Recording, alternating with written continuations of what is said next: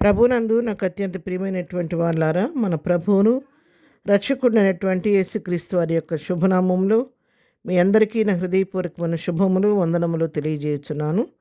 ఉదయకాల సమయంలో దేవుని వాక్యాన్ని ధ్యానం చేసుకుందాం. ఈరోజు వాక్య ధ్యానము కొరకు మనం తీసుకున్నటువంటి లేఖన భాగము కీర్తన గ్రంథం 147వ కీర్తన 14వ వచనం చదువుకుందాం. నీ సరిహద్దులలో సమాధానము కలుగజేయవాడు ఆయనే, మంచి గోధుమలతో నిన్ను తృప్తిపరచువాడు ఆయనే. ఆమేన్. దేవుని నామమునకు మహిమ కలుగును గాక. ఇక వాక్య భాగాన్ని మనం గమనించినట్లయితే, మరి సరిహద్దులలో సమాధానం కలుగు చేసే దేవుడు ఆయనేనని వాక్యం సెలవిస్తుంది. మనల్ని తృప్తిపరిచే దేవుడు కూడా ఆయనేనని దేవుని వాక్యం సెలవిస్తుంది. ఆయన ప్రియులారా, ఆయన సమాధానకర్త కాబట్టి మన జీవితాల్లో సమాధానాన్ని అనుగ్రహించే దేవుడు. మన వ్యక్తిగత జీవితాల్లో, కుటుంబంలో సమాధానం అనుగ్రహించడమే కాదు, మన సరిహద్దులలో కూడా ఆయన సమాధానాన్ని కలుగు చేసే దేవుడు.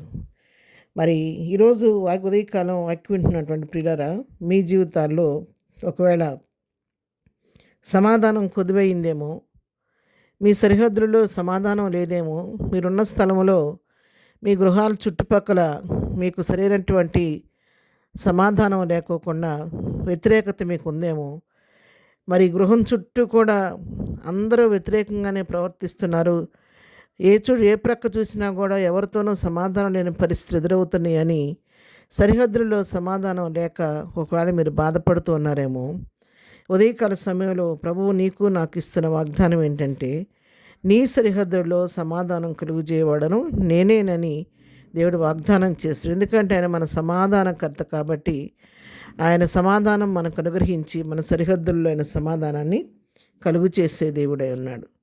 రెండవదిగా చూసినట్లయితే, మంచి గోధుమలతో నేను తృప్తిపరచువాడు ఆయనే. అంటే మంచి గోధుమతో తృప్తిపరచడంటే శ్రేష్టమైనటువంటి పదార్థాలు నీకు అనుగ్రహించి నీకున్న మరి ఆకలిని తీర్చే దేవుడు, నీకు సంతృప్తి పరిచే దేవుడని ఈ వాక్యం ద్వారా మనం తెలుసుకుంటూ ఉన్నాం.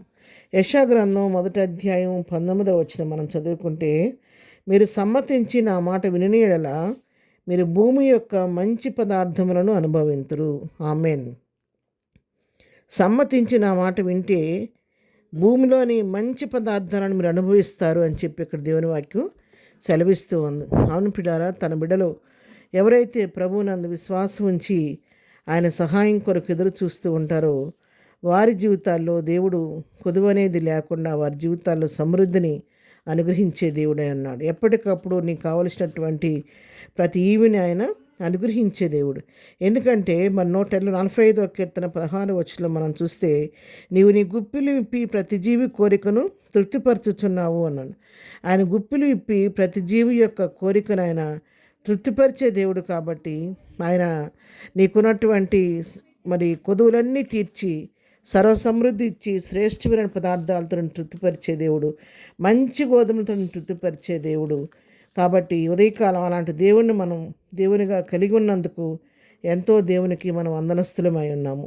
అందుకే వాక్యం సెలవిస్తుంది, సింహం పిల్లలైనా కొదువు కలిగి లేమి కలిగి ఉంటే కానీ యెహోవా యందు భయభక్తులు గల వారికి ఏ కొదువ ఉండదని చెప్పి దేవుని వాక్యం సెలవిస్తుంది.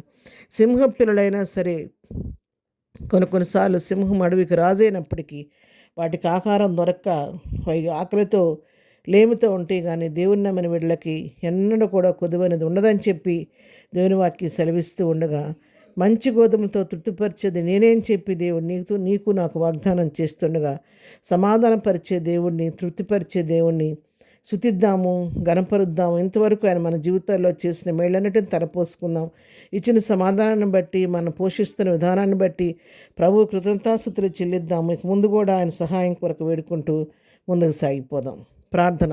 ప్రేమగల తండ్రి, పరిశుద్ధుడైన మా ప్రియ ప్రభా, ఉదయకాలం మాకు ఇచ్చిన శ్రేష్టమైనటువంటి వాగ్దానంతో కూడినటువంటి వాక్య భాగాన్ని బట్టి నీకు వందనాలు. ఇది వాక్యం వింటున్న మా పిల్లలందరినీ దర్శించండి. ఎవరైతే సమాధానం లేకున్నారో వారి జీవితాలకు సమాధానం దయచేయండి.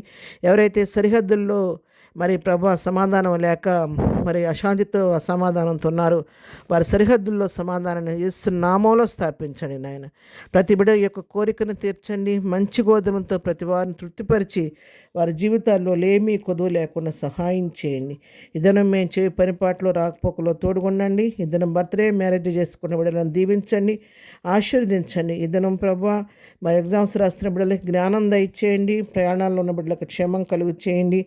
బలహీనలు ముట్టి స్వస్థపరచండి. ప్రతి వారి పట్ల కృప విస్తరింప చేయమని యేసునామములో ప్రార్థించడి పొందుకొని ఉన్నాము తండ్రి. ఆమెన్. ప్రభు కృప సదాకాలం మనందరికీ తోడయుండి నడిపించును గాక. ఆమెన్.